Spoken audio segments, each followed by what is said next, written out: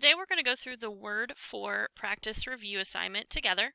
So first we have to get all of the files that we're going to need, and there are quite a few. So we're going to click on Files, click on Reviews, and then since we're in Word, we're going to use the Word folder. And we're going to look through here for the one that says 4-2, so we're going to download that one first. That is our assignment, so then I'm going to go to my OneDrive. This is our start file, Computer Apps, Fall 2022, Word 4 Review. And it wants us to change the name, so NP_WD_4_employee. Is what we're going to name that as. And you're going to click Save, and it should pop it down here at the bottom. We can open that once we click on it. And then we'll always have to enable that editing to make sure that we can edit whatever is here. Now, before we continue on, there are a few support files that we need. So I'm going to minimize this, and I'm going to go back into this folder, and I need the one that says Island. Now remember, all of the support files, you don't have to rename the support files, which is nice. Just make sure you get them in that folder. So Computer App, Fall 2022, Word 4 Review. And so they'll be in there. So I'm going to click on Save for Island. I'm going to also do retirement,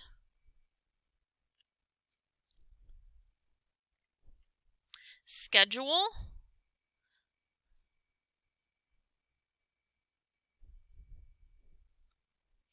and volunteers.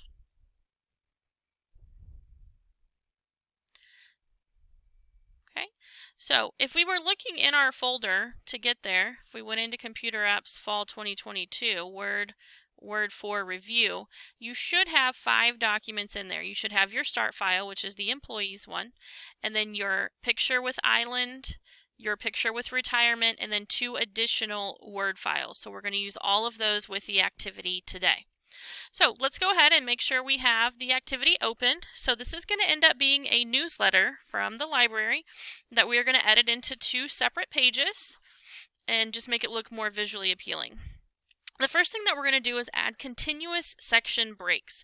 What that does is that's going to split our page up so that if we wanted one section of our page to have 2 columns and another section of our page to just have 1 column, since it's broken into sections, we can do that. So we have to add those section breaks in first. What we're going to do, we're going to turn on the Show Hide tool. And that way we can see exactly where we need to be and where the breaks are going in. So on page 1 at the beginning of the Win a Vacation. So you're going to put your cursor right in front of that W for Win a Vacation, and you're going to add a continuous section break. So when you go to Layout tab, in the page setup, we're going to click Breaks, and we're going to choose Continuous under Section Breaks. Okay. Now, you can't really see a whole lot that happened, but these little dots right here, because we have our Show Hide on, that's our section break. And it's really important they're in the right place, guys, because otherwise you're going to get all messed up when we start moving things around. On page 2, in front of the word Congratulations, so right here, congratulations to our award winners, we're going to add another section break here. So Breaks, Continuous Section Break. That one you can actually see because there's enough words, space there for the words to be in. And then on page 2 at the beginning of the first name, so here's the first name starting with this D here, we're going to add the section break in, break, continuous, break. So we have 3 section breaks in, meaning that our page is currently set into 3 separate sections. Okay. Now I'm going to go ahead and turn off my Show Hide tool just because I'm not a big fan of that being on. If you like it to be on there and see all that information, that's up to you. But I just personally don't. And then I'm going to press Control Home, take me back up to the top. And then we're going to change some information in certain sections. So it says in sections 1 and 3, change the left and right margins to 0.75. Well, section 1 is anything that's above this W because this is where the section break is. So section 1, I'm just going to put my cursor in front of the F for the word 4. And I'm going to go up to Layout, Margins, and you notice you'll have some options in here, but we want to customize this one to be a 0.75, and you'll have to type it in, okay, left and right margin. You won't be able to use the arrows because it won't do the 75, okay. So we're going to type that in, left and right margins to 0.75. That's what we want for section 1. Okay, it did make it a little bit wider here. And then section 3 is going to be down here in the congratulations.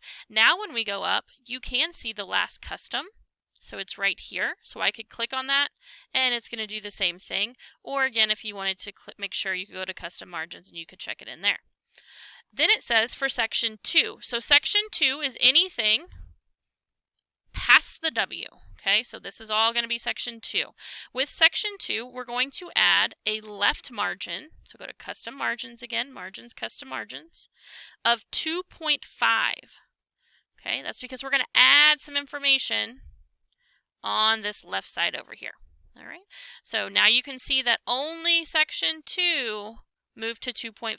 If you did not have your continuous section breaks in the right spot, yours will look different than mine. So you need to make sure, okay, if you're looking at 2 pages, that this is what you have, okay, to make sure you've got your section breaks in the right place. Then we're going to go ahead and we're going to move into the bottom. So I'm going to Control N to get down to the bottom, and I'm going to go ahead and zoom in a little bit. We're going to work in section 4, which is right down here with all of these names and awards. And the first thing that we're going to do is we are going to format this into 2 columns. So just, you don't have to highlight it, just wherever your cursor is into section 4, you're going to go and you're going to add 2 columns. So when we go to, layout, columns, and you can just select the 2, and you're going to notice it doesn't necessarily go all the way over to the next column yet, but if you look on your ruler, you have a column here and you have a column here, and when we edit this later, you'll be able to see how that changes. It says that they also want us to format the list of names with a 0.2 inch hanging indent. This time we do have to highlight this section, so if we go ahead and highlight all of the information here, we want to add a hanging indent. So when we go to layout, making sure I'm in the right spot here.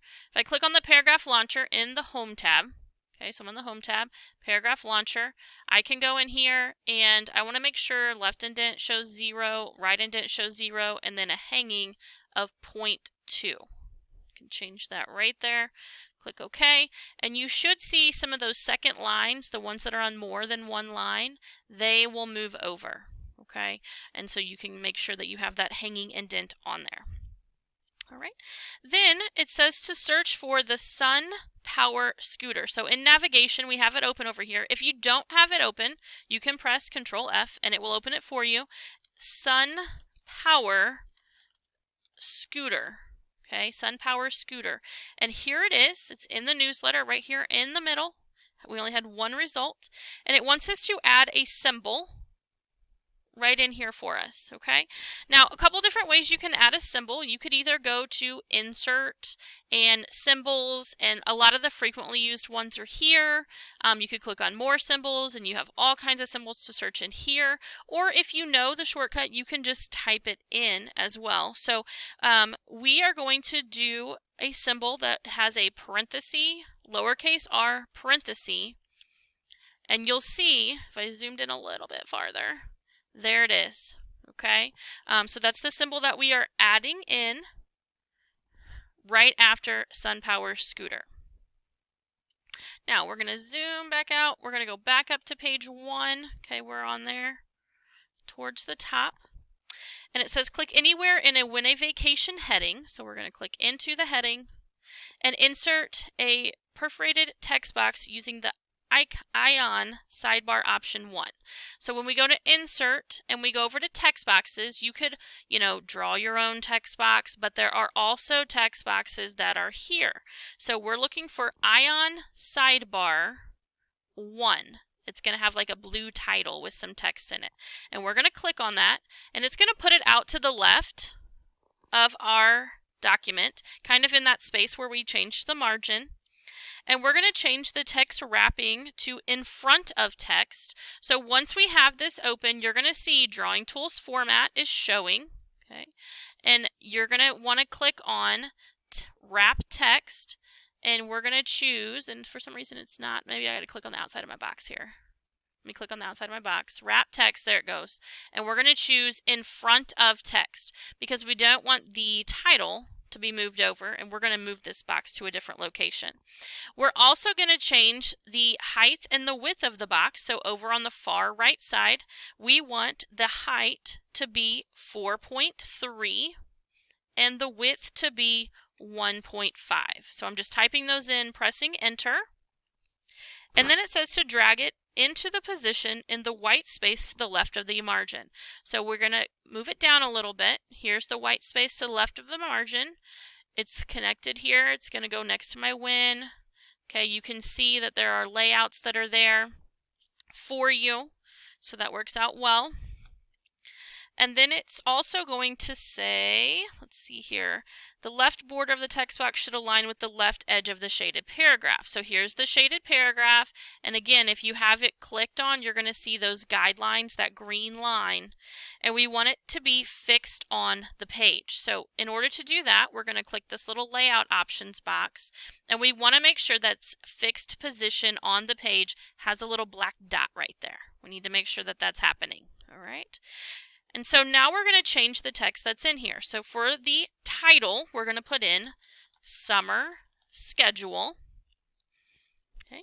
And then we're going to delete all of this other information that's in here because we're going to put something new in there. The nice thing is we don't have to type it. It's one of the start files that we already downloaded. So when we go to the Insert tab, this is a little bit different. We're going to insert an object. So click the arrow, and we want to do text from file. When I do that, I have to navigate to my OneDrive. Okay, Jackson R2, fall 2022, that's the year I did the video, into Word, Word 4, Review, and we are looking for the one that says Schedule. Once we locate that, we're going to hit Insert, and it's going to automatically put that text in there for us. Now we're going to edit a few things. It wants us to delete any extra paragraph marks. So if I had my Show Hide tool on, there it is. There's an extra paragraph mark here at the bottom. I'm just going to hit backspace so that my cursor is after the period. And then we need all of the text in here, including the title, to be 11-point font size. So I'm just going to type in 11, hit enter. It's going to fill the box and just look nicer on the page. Okay, so that's kind of putting a text box in. We're going to do that again here in a little bit. That will be very, very similar. As we continue through the instructions, we are going to insert an empty text box from the shapes option. So this is a little different. They're just kind of showing you different ways. But I showed you earlier, you could go to text box and you could just draw it here. But if you also go to the shapes option, you will see it's under recently used here, or it's under basic shapes. This is also a text box option. So when you click on that, you're going to get to your document and get this little plus looking sign here. And you're just going to create a box somewhere in this blank area down here. And then we're going to make some changes to that box as well. It says it wants it to be 2.5 inches tall. So I'm going to go back to, with my box selected, to the height 2.5, width 1.5. And then make sure that the text wrapping setting for the box is set to in front of text. Okay. Again, you can choose here and you can kind of look at these options, or you can go to text wrapping and choose in front of text. Mine was already on that. And then it wants you to drag the anchor. Okay, here's the anchor right here, this little blue anchor. Drag the anchor of the text box slightly above the time to say goodbye. So it's going to go up just a little bit so it links it with this paragraph of text. So if this paragraph of text would move, this box is going to go with it. Okay. Then on page 1, so we are going to go ahead and we are going to add text into this box. We are going to search, I still have my navigation open over here, the sentence, the entire staff of the, and hit enter. And it's going to be here right under the time to say goodbye. And we want to copy that whole sentence, okay, that whole first sentence. I'm just going to right click and I'm going to copy and we're going to paste it into the box. Okay, and so since it is going to be something that's copied and pasted, we have to quote it. So we're going to add quotation marks to the beginning and to the end. Okay, and then we're going to have to stop right here, and this will be considered part 1 of the video. So